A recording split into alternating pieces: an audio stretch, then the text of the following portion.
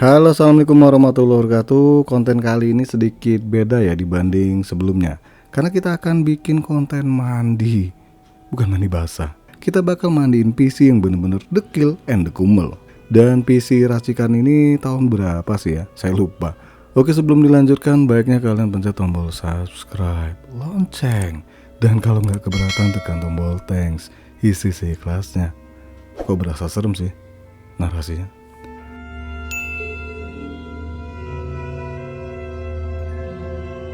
Sorry ya, tadi disesuaikan dengan kondisi PC yang benar-benar menyeramkan. Tapi memang nggak parah-parah banget sih ya, cuma ya tetap aja sih. PC satu ini butuh perawatan, jelasnya bukan medikur, pedicure, ataupun hancur. Tapi bikin PC yang dekil jadi gokil. Nah, salah satu alat buat bongkar PC yang paling penting itu adalah Oben Plus. Dan selebihnya pakai tangan pastinya. Dan buat bersih-bersih, sejatinya butuh alat tambahan lagi nih. Tapi alatnya belum dikirim-kirim nih. Paket bos, ya tahu dipaketin, maksudnya alatnya itu belum dikirim. Dan nama alatnya itu vacuum cleaner. Nah, vacuum cleaner ini ada yang fungsinya buat nyedot, tapi ada juga yang buat menghembuskan ya. Cuma nggak masalah ya, kita pakai alat seadanya. Di sini saya cuma pakai kuas cat atau kuas dinding nih buat bantu bersih-bersih. Pertama, copot VGA terlebih dahulu. Karena di sini pakai power tambahan, copot terlebih dahulu power konektornya. Ini kalian tekan terlebih dahulu pengunci konektor dan tarik keluar. Selanjutnya tinggal buka baut pengunci VGA. Kalau udah ya tinggal ditarik VGA-nya keluar, tapi jangan lupa lepaskan pengunci slot VGA-nya. Pakai perasaan ya, buat mengeluarkan VGA 1 ini. Lanjut copot 2 RAM di motherboardnya dengan melepas pengunci RAM bagian atas, karena yang di motherboard ini bagian bawahnya itu udah fix ya. Setelahnya copot semua konektor yang nempel di motherboard. Ini modelnya tinggal tarik-tarik aja sih ya, tapi jangan kenceng-kenceng. Ini bukan tarik tambang. Dan cukup banyak konektor yang mesti dicopot.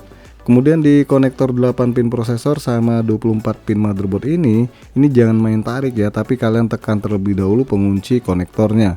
Lanjut ditarik biar lepas dari konektornya.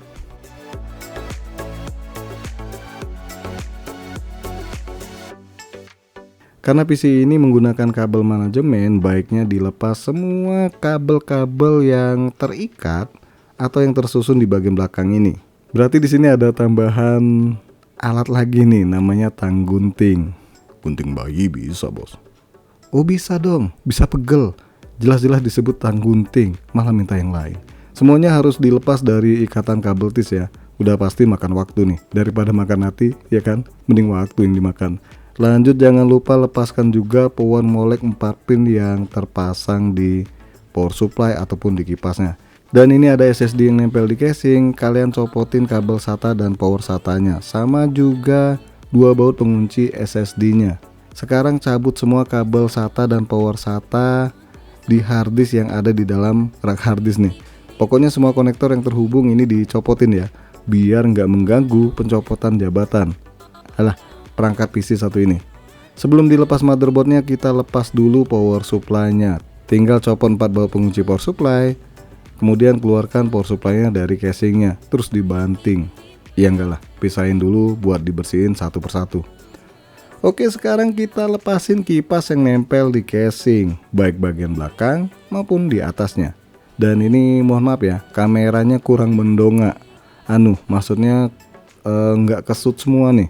Tapi harusnya buat nyopotin kipas ini udah tahu kali ya. Lanjut keluarin 2 harddisk di rak harddisk ini. Dan pengunci harddisk ini adanya di samping doang nih. Tinggal kalian lepas penguncinya, terus harddisknya tarik keluar. Nah, ada satu harddisk ini rada susah ditarik nih, karena nabrak sama bodi radiator. Aduh, ini yang ngerakit gimana coba? Kan lu bos. Iya ya, saya yang ngerakit. Kok bisa ngawur gini sih?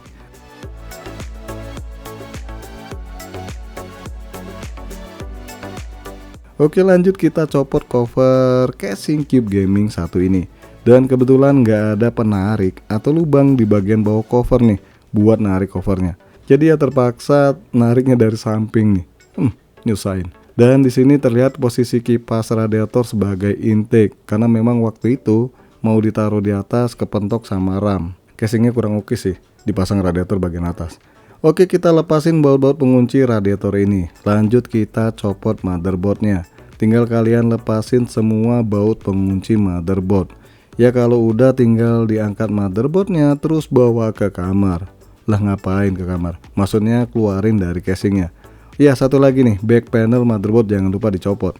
Karena casingnya mau dimandiin, kita lepas dulu front panel di casing ini. Biar nggak ada kabel-kabel yang basah kena air. Dan casing ini gampang banget buat copot front panelnya nih. Tinggal lepas dua baut pengunci baik kanan dan kiri. Terus kalian keluarin front panelnya. Sama bagian bawah ini ada dust filter, ini dicopotin juga nih. Lanjut kita mandi bareng-bareng. Casingnya doang sih yang mandi. Saya ngapain mandi sama casing? Kurang kerjaan. Di sini saya pakai sunlight biar gampang lepas debu-debu yang udah bener-bener nempel di casing. Dan pakai kain atau busa buat menggosok-gosokkan bagian atau membersihkan bagian yang kotor di casingnya. Kalau udah dibersihkan pakai sabun ya tinggal dibilas, terus dijemur sampai bener-bener kering. Kalau basah kan nggak lucu. Pas dipasang malah konslet alias harus pendek. Sembari nunggu casingnya bener-bener kering, saatnya kita bersihkan perangkat yang udah dicopot tadi. Pertama kartu grafis alias PGA. Karena keterbatasan alat, makanya cukup dibersihkan pakai kuas. Yang penting debunya pada ngacir. Gimana coba? Lumayan bersih kan? Oke, lanjut bersihkan RAM-nya. Dan RAM-nya nggak terlalu kotor sih ya. Ini masih plastik kan lagi. Buset, nggak dicopot. Kemudian bersihkan power supply-nya. Seharusnya di bagian dalam power supply ini enaknya pakai vacuum cleaner ya, buat mendorong kotoran di bagian dalamnya.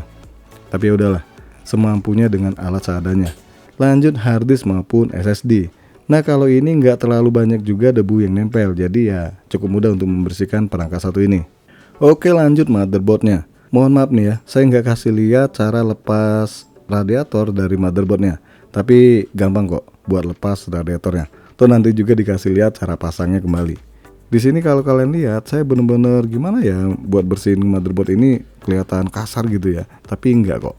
Ini pakai perasaan. Dan semua celahnya ini memang wajib ditenet-tenet, alah ditekan-tekan biar debu yang nempel itu copot dan bersih.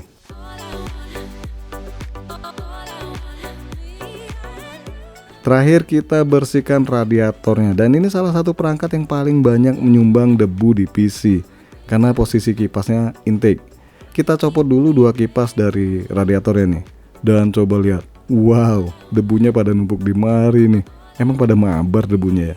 Pertama kita bersihkan dua kipasnya ini, dan kalau bisa sih sampai bener-bener bersih ya.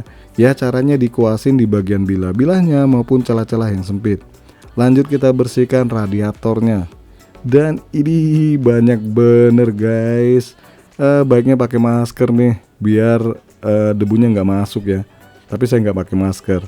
Cukup menahan napas sejenak nih biar nggak ngirup debu-debunya. Dan jujur ini paling lama saya bersihin karena memang ngandelin kuas ini jadi ya makan waktu yang cukup lama. Ya bersihin di sela-sela radiatornya itu ribet ya. Dan kita cepetin aja videonya nih. Setelah dibersihkan tinggal kalian pasang kembali dua kipas radiator ke tempatnya.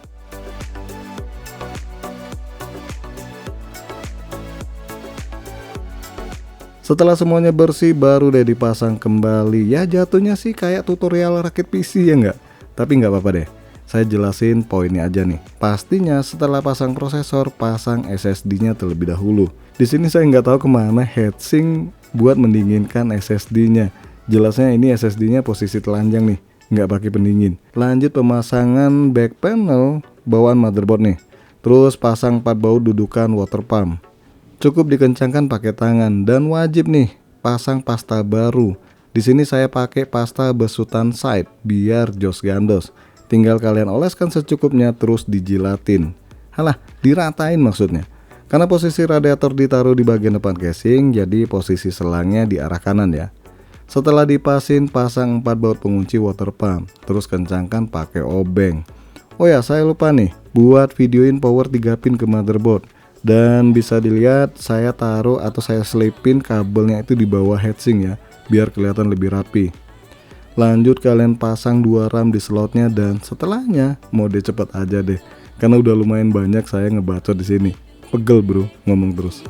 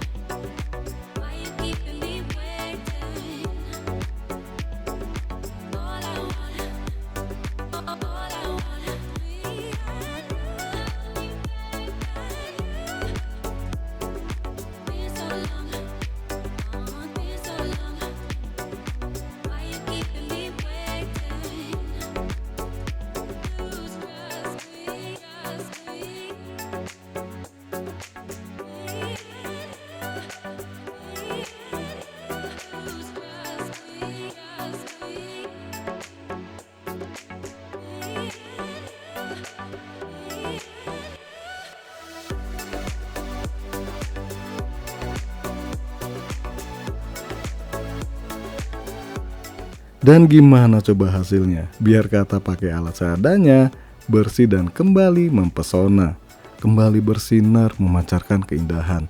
Ya pada dasarnya apapun itu butuh perawatan ya, biar lebih awet. Dan ini salah satu bentuk terima kasih kita kepada perangkat yang udah membantu kita buat cari duit ataupun buat kerjaan yang sering dilakukan di PC. Ya bisa jadi penghibur juga sih PC yang kita pakai ini. Misalnya main game Zuma bos. Lah apa sih main game Zuma pakai PC ginian? Kodoknya ntar loncat gimana coba? Aduh, ya enggak lah. Main game Wukong misalnya dan sebagainya. Oke guys, semoga tutorial yang jarang banget ini bisa membantu kalian yang belum berani bongkar PC jadi berani. Tapi jangan nekat ya kalau nggak paham. Ntar setelah bongkar, PC-nya suka mati-mati sendiri. Kan sedih. Ya intinya mesti hati-hati ya. Oke guys, sekali lagi jangan lupa support terus channel ini dengan cara subscribe, like, dan share. Terima kasih udah mampir di NK Channel.